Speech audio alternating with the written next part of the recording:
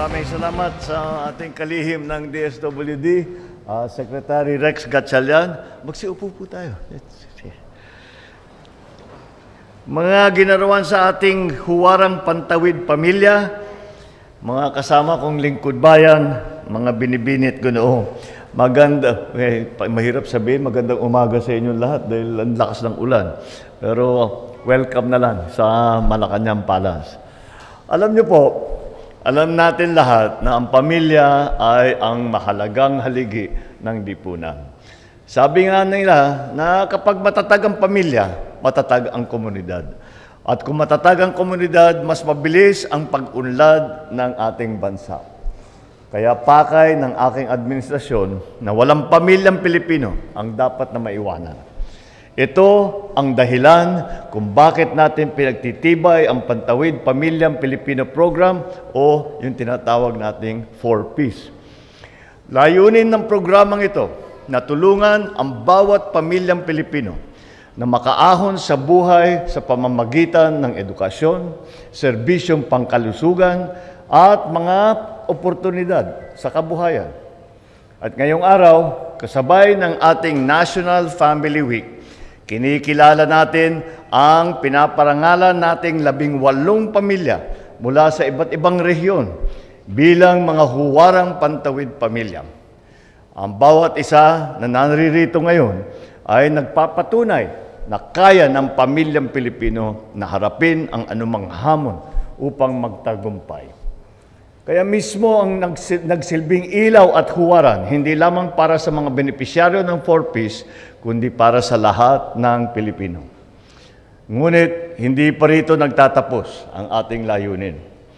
Nais pa natin dagdagan ang mga pamilyang may sapat na kakayahan na itaguyod ang kanilang buhay, kaya't patuloy natin pinapalakas ang 4Ps. Mga kababayan, kinalulugod ko ibahagi sa inyo ang halos 36 na bilyong piso na pondo galing sa DPWH na nakuha natin sa flood control project.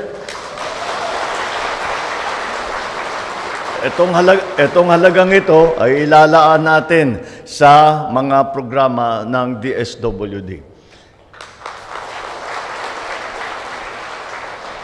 Kasama na rito yung tinatawag na Assistance to Individuals in Crisis Situations o ang pagkakilala ng karamihan ay yung AICS at saka yung Sustainable Livelihood Program. Dahil sa karagdagang pondo ng AICS program, dadami ang ating mga kababayan na matutulungan sa panahon ng emergency tulad ng madaliang operasyon, pambili ng maintenance o gamot, at iba pang mga gastos para sa pagpapagaling. Bukod pa rito, palalakasin natin ang mga inisyatiba na makatulong sa mga tinatawag na former combatant bilang mga targeted beneficiary ng payapa at masaganang pamayanan o pamana program sa kanilang pagbabalik sa komunidad. At higit pa riyan, magbibigay din ng mahalagang suporta para sa mga benepisyaryo ng 4Ps at kanilang mga pamilya, lalo na sa panahon ng krisis upang sila ay maging self-sufficient na. Sa tulong ng mga programang ito, mas marami pa tayong matutulungan na kababayan at pamilya.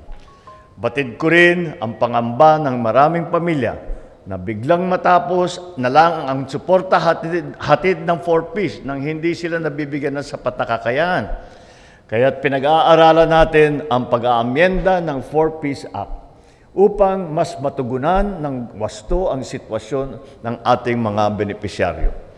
Sinisiguro po natin na bawat hakbang ay nakabatay sa masusing pagsusurip upang manatiling matibay at epektibo ang 4Ps para sa lahat ng mga nangangailangan nito. Bilang Pangulo, ipinapangako ko na ako ay magsisikap upang ang bawat pamilya, ang bawat Pilipino ay makakalakad ng may ginhawa at dignidad. Mga minamahal kong kababayan, kayo po ang dahilan at nagbibigay sa amin ng inspirasyon at lakas ng loob na gawin ang aming trabaho para mabuti at matapat para matulungan ang aming minamahal na kababayan. Kaya't patuloy po tayong magtulungan. Ang tagumpay ng bawat pamilya, tagumpay ng ating bagong Pilipinas.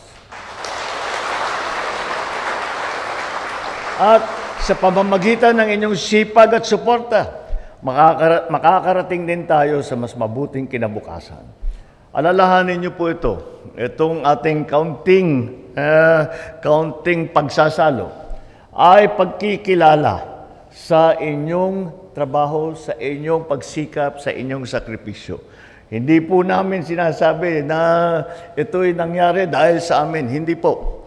Nangyari po ito at kayo'y umahon sa inyong buhay dahil sa inyong sipag, dahil sa inyong sakripisyo, dahil sa inyong pagmamahal sa inyong mga pamilya, sa inyong pagmamahal sa ating kababayan, sa inyong pagmamahal sa ating minamahal na Pilipinas.